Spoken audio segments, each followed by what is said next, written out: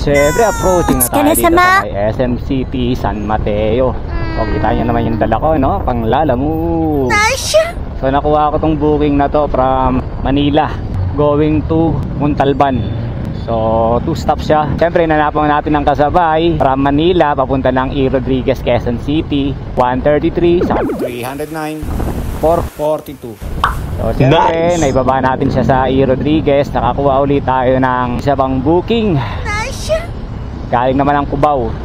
Kasi yung second pick up nung papuntang Montalban ay sa Cubao. Nakakuha ko ng papunta uli ng Montalban.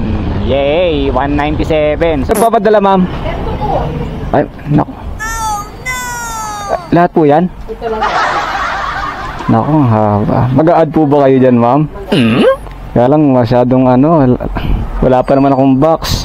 260 po iniwan ng ano kayo kasama. Sige, andito na. Wala lang akong box. Ito yun, yung dala ko. Eto. So yung dala ko yung una kong Montalban na booking, maliliit lang na item. Ito, car parts at kung ano-ano pa. So yun, tayo naman, nakaharang sa aking paningin. So okay naman yung 197, binigyan tayo ng 260 pesos. One way from Manila, 440, 4,700. Saan ka ba, boy? So nag-start lang ako. So far ang oras 2:39 sa advance kong orasan. So nag-start ako mag-pick up is around 12 noon dahil linatid ko nga yung anak ko doon sa kanyang eskwelahan sa Espanya. So alas 12 yon. So panalo, di ba? Sabihin natin matapos tayo rito ng 3 o'clock. O palagay natin 3:30. 700 one way, no? Manila to Montalban.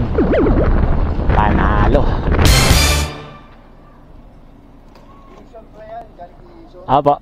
L po. 309, sir. Sige, sir. Salamat, sir. Apa, sir. Thank you, sir. Salamat po.